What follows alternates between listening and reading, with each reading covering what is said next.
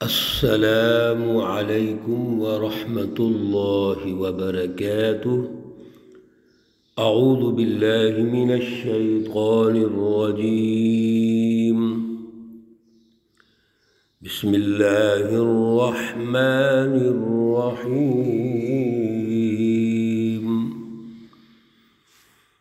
الذین اخرجوا من دیارہم بغیر حق إلا أن يقولوا ربنا الله، صدق الله العلي العظيم۔ اللهم صل على سيدنا ومولانا محمد النبي الأمي وعلى آله وأصحابه وبارك وسلم وصل علیہ۔ معزز سامعین و سامعات، سورۃ الحج ہے، پارہ نمبر 17 ہے، آیت مقدسہ نمبر 40 ہے۔ اللہ رب العزت اس آیت مقدسہ کا فہم اور شعور عطا فرمائیں اور عمل کی توفیق اور صلاحیت عطا فرمائیں۔ گزشتہ درس میں اللہ رب العزت نے بڑی اہم رہنمائی ارشاد فرمائی تھی کہ کبھی بھی اللہ رب العزت سچی جماعت کو شکست نہیں دیں گے، ناکام نہیں کریں گے، بلکہ سچی جماعت کے مقابلے میں جو جھوٹی جماعتیں ہیں، شیطانی جماعتیں ہیں، اللہ ان کو روکیں گے۔ ان اللہ یدافع، بے شک اللہ تعالیٰ ہٹا دیں گے، دور کر دیں گے دشمنوں کو، عن الذین آمنوا، مومنوں سے۔ دوسری رہنمائی یہ ارشاد فرمائی، مکۃ المکرمہ کا جو 13 سالہ دور ہے حضور نبی اکرم صلی اللہ علیہ وسلم کا، جس کو خلافت باطنہ کہتے ہیں، یعنی جماعت کی تیاری، اس کی جو بنیاد تھی وہ تھی عدم تشدد، کہ مزاحمت شعوری تو ہونی چاہیے لیکن فزیکلی مزاحمت نہیں ہونی چاہیے۔ چنانچہ صحابہ اکرام حضور نبی اکرم صلی اللہ علیہ وسلم سے اجازت طلب کرتے تھے کہ ہم بھی دشمن کا مقابلہ کریں، وہ فزیکلی ہم پہ ظلم کرتے ہیں، زیادتیاں کرتے ہیں، تو ہمیں بھی اجازت دی جائے۔ لیکن اللہ رب العزت نے مکی دور میں جہاد کی، قتال کی وہ شکل جس میں فزیکل دشمن سے مقابلہ ہو، اس کی اجازت نہیں دی۔ جب آپ صلی اللہ علیہ وسلم مدینہ تشریف لاتے ہیں، ریاست مدینہ قائم ہو جاتی ہے۔ اب چونکہ ایک ریاست موجود ہے اور ریاست کی ہمیشہ رٹ ہوتی ہے، تو اس کو رٹ کو قائم کرنے کے لیے اللہ رب العزت نے جہاد کی اجازت دے دی۔ اذن للذین یقاتلون، جہاد کا، قتال کا، لڑنے کا اللہ کی طرف سے حکم آ گیا، اور اس کی بنیاد بھی بتا دی، اس کی گراؤنڈز بھی بتا دی کہ بِأَنَّهُمْ ظُلِمُوا، کیونکہ ایک ظالمانہ سسٹم موجود تھا۔ اب اس ظالمانہ سسٹم کی رٹ کو تبھی ختم کیا جا سکتا ہے جب ان سے مقابلہ ہو۔ اور اللہ رب العزت نے بڑی پیاری رہنمائی ارشاد فرما دی تھی، وَإِنَّ اللَّهَ عَلَى نَصْرِهِمْ لَقَدِيرٌ، اللہ رب العزت اس سچی جماعت کی مدد فرمائیں گے اور اس کی مدد پہ اللہ قدرت رکھتے ہیں۔ اسی مضمون کو مزید اللہ رب العزت وضاحت کے ساتھ ارشاد فرما رہے ہیں، الذین اخرجوا من دیارہم بغیر حق۔ اب مکۃ المکرمہ کا جو دور ہے اس میں صحابہ کرام اور رسول اللہ صلی اللہ علیہ وسلم کو ہجرت کرنی پڑی۔ الذین اخرجوا من دیارہم، یہ وہ سچی جماعت ہے حزب اللہ، حضور نبی اکرم صلی اللہ علیہ وسلم اور صحابہ کرام کی، جن کو نکالا گیا من دیارہم، ان کے گھروں سے، بغیر حق، نا حق طریقے سے۔ اللہ رب العزت نے بڑے پیارے جملے ارشاد فرمائے کہ صحابہ کرام کو جو ہجرت پہ مجبور کیا گیا تو اس کے پیچھے کوئی وجہ نہیں ہے، بلکہ ناحق طریقے سے ان کو جانا پڑا۔ ایک تو ہوتا ہے کہ وجہ ہے، وجہ کوئی نہیں، ہاں ایک وجہ ہے، الا ان یقولوا، مگر انہوں نے یہ کہا صحابہ کرام اور رسول اللہ صلی اللہ علیہ وسلم نے، ربنا اللہ، ہمارا رب اللہ ہے۔ یہاں بڑا نکتہ سمجھنے والا ہے کہ حضور نبی اکرم صلی اللہ علیہ وسلم نے قولوا لا الہ الا اللہ تفلحوا ارشاد فرمایا۔ صحابہ کرام کی تیاری بھی اسی اہم ترین نکتے پہ ہو رہی ہے، جس کو ہم توحید کا نکتہ کہتے ہیں، فلسفہ توحید کہتے ہیں، اور رب اللہ، ہمارا رب اللہ ہے، یہ بھی توحید ہے۔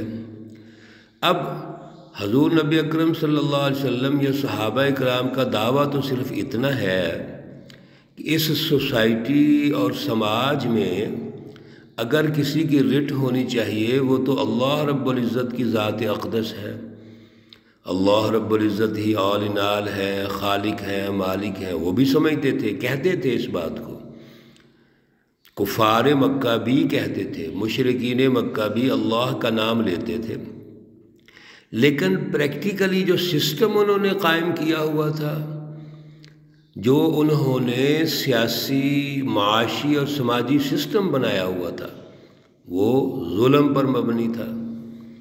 وہ تو اللہ رب العزت کے ساتھ 1% بھی تعلق نہیں رکھتا، اس پہ انہوں نے اپنی خواہشات کی رٹ قائم کی ہوئی تھی۔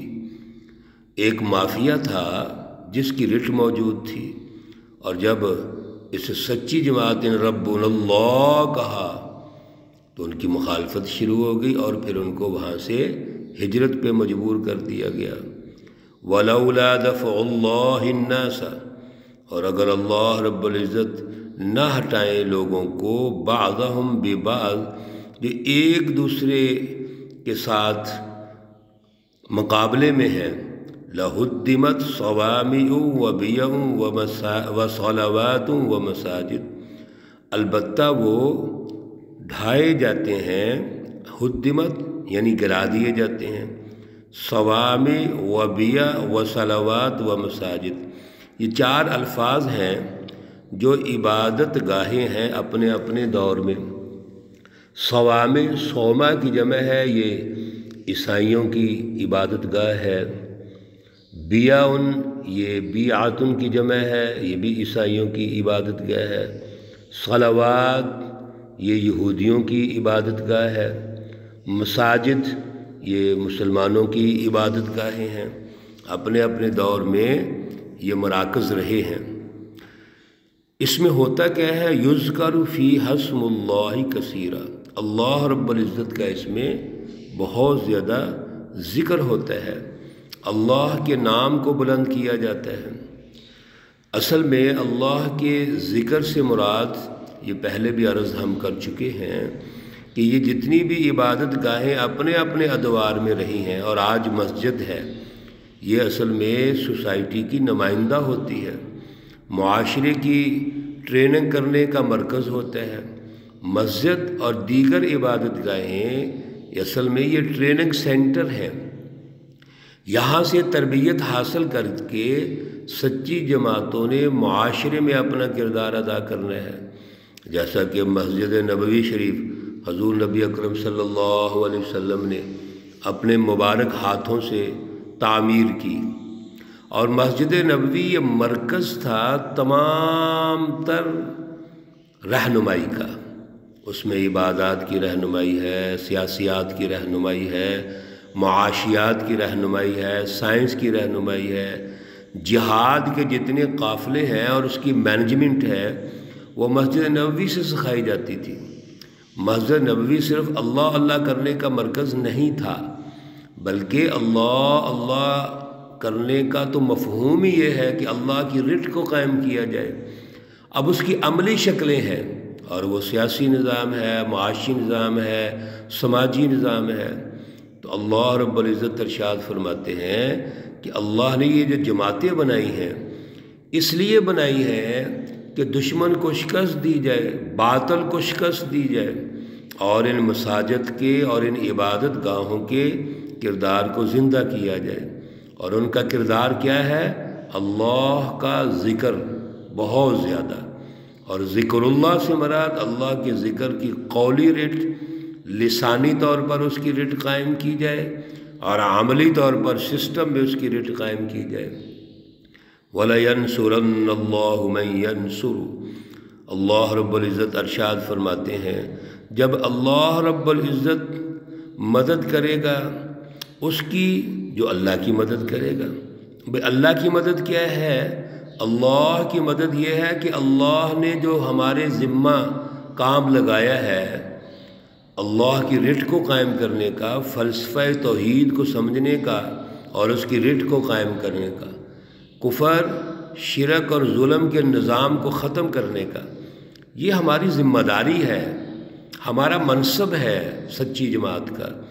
جب یہ سچی جماعت اللہ کی رضا کے لیے، اللہ کی خوشنودی کے لیے آگے بڑھتی ہے، جد و جہد کرتی ہے، تو اللہ رب العزت اس کی مدد فرماتے ہیں۔ ان اللہ لقوی عزیز، بے شک اللہ رب العزت بڑے زبردست ہیں، غالب ہیں۔ اس جملے سے پتہ چلا، اس انتہائی مقدس لفظ سے پتہ چلا کہ اللہ قوی بھی ہے، یعنی اللہ سے زیادہ قوی، مضبوط اور کوئی نہیں ہے، اور پھر اللہ عزیز غالب بھی ہے۔ اصل میں اللہ یہ بتانا چاہتے ہیں، رہنمائی ارشاد فرمانا چاہتے ہیں کہ اصل غلبہ اللہ کا ہے، اصل طاقت اللہ رب العزت کی ہے۔ یہ جو ظاہری طور پر، وقتی طور پر دشمن غالب آ جاتا ہے، سچی جماعتیں مغلوب ہو جاتی ہیں، یا سچی جماعتیں وقتی طور پر اپنی جماعت کی تیاری کے سلسلے میں آگے بڑھتی رہتی ہیں اور دشمن کو موقع ملتا ہے، تو یہ تو اصل میں وقتی چیزیں ہیں۔ مستقل اللہ ہی غالب ہوں گے، مستقل سچی جماعت ہی غالب ہوگی، اللہ کو ماننے والے ہی غالب ہوں گے۔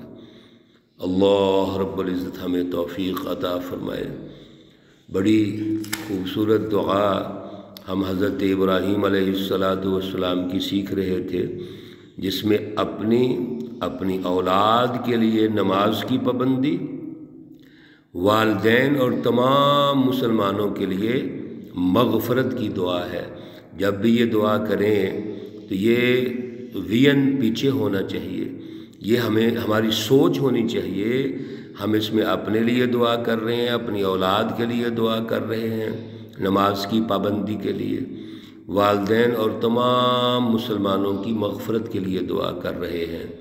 رب اجعلنی مقیم الصلاۃ ومن ذریتی ربنا وتقبل دعاء ربنا اغفر لی ولوالدی وللمؤمنین یوم یقوم الحساب۔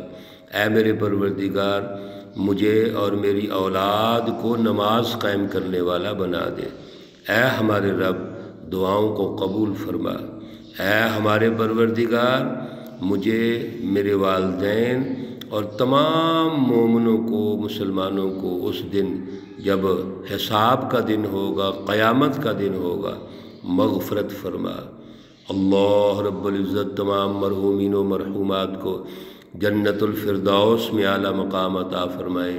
اللہ رب العزت تمام بیماروں کو شفائے کاملہ عاجلہ مستمرہ عطا فرمائے۔